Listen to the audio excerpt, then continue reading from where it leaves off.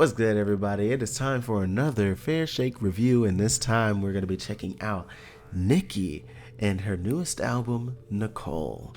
And was pretty excited to hear when this project was being announced. Please excuse me. And because I heard it was going to be going back to kind of her roots as an artist, being a little bit more on the singer-songwriter side of things. So yeah, this project here starts off with Before, and this track is she's kind of detailing a trip to visit a long-distance lover that she had in South Carolina, where it seems like the connection is kind of lost, since although he's kind of happy to have her there, it doesn't seem like they're in a relationship anymore. Definitely a sad song that kind of like details the end of that relationship, and it's a fun little start to everything, especially since this was like one of the I believe it was the first track that was shared visually as well for this project as a single. Then we get into High School in Jakarta, which is kind of an explanation of how the two met in that high school in Jakarta, in Indonesia, in drama club, and it kind of shows how the young love kind of began with a little petty avoidance and how they eventually moved on.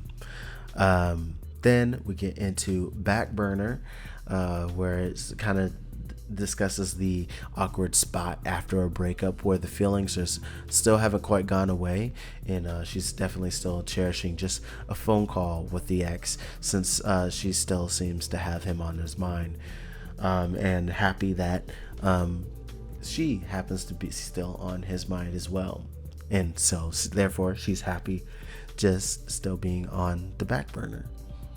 But yeah, Keeping Tabs is the next track, where she's kind of embodying the feeling of not being able to get over an ex, and kind of hoping that they're still keeping tabs on her, like she is keeping tabs on him. Then we get into The Apartment We Won't Share. This is definitely a kind of a shorter track on the playlist, the track list, excuse me, where she's just kind of imagining the life that they didn't get to share together, and very, very cute but sad song.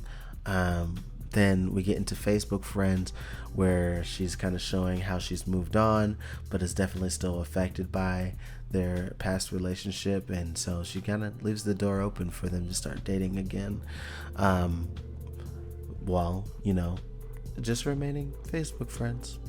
Then we get into Anaheim, which is apparently was a re-release, remake of a previous track of hers, where she's kind of lamenting the loss of relationship, and while still being mesmerized by the city of Anaheim.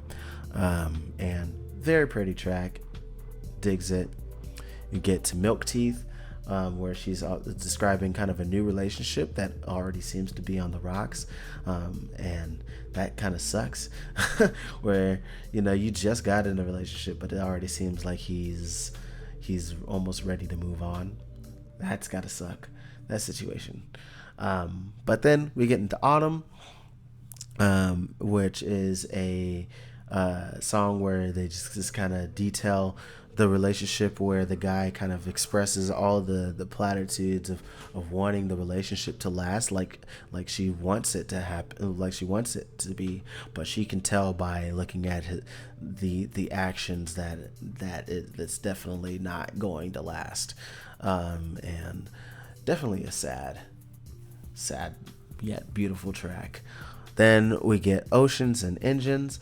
This is definitely the breakup song of a love gone cold from the long distance that has been affecting the relationship.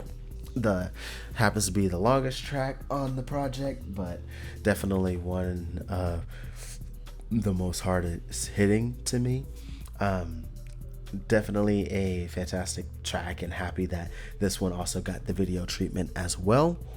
Then we get On the Drive Home, where she's kind of describing the sad future of an ended relationship that she definitely sees, but all while they're kind of driving home in silence. This is the sad future she sees, despite them being together on the way home from somewhere. And so she just kind of wishes that moment can last longer, even though they're not even being able to communicate with each other in close proximity. Then the last song, Take a Chance with Me, is kind of an ironic end to the project, because this is a song kind of listing all the things that has infatuated this boy, who this song, a whole album is most likely about.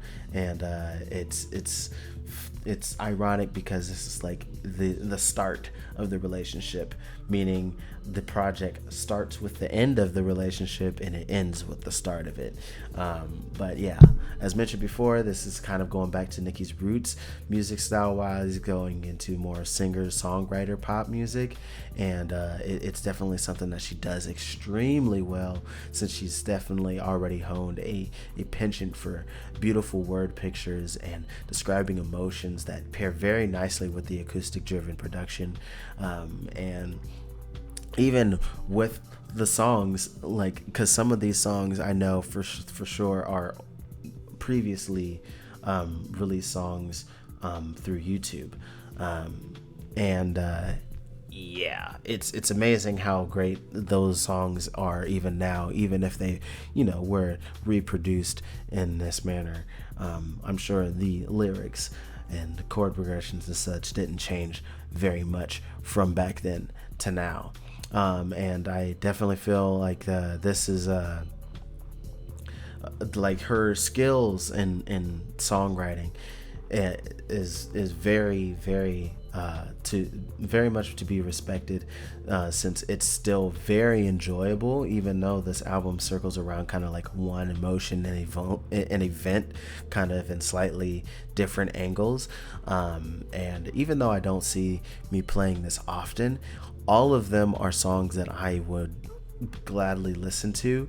And I definitely think this is going to be a project that people who kind of love this style of music, kind of like the Taylor Swift fans out there, I can see this being a must have project in their rotation, because I feel like the artistry on display here is immaculate and something to be praised and honored. But yeah, that is my take on this project. I would love to hear what you guys think if you have listened to it, so put it in the comment section down below. If you liked listening to my thoughts, you can hit that like button. You can subscribe for more reactions and reviews here on the channel. I do also have a Patreon. If you do so wish to help support your boy, you can click that link in the description box and go directly to patreon.com/blipmaster5. If you're on the blog, don't forget our leader has a Patreon as well, so look up Muddy Colt Miko if you don't want to support her directly. And yeah, that is going to be it for today. So until next time, y'all, much love, peace, threes.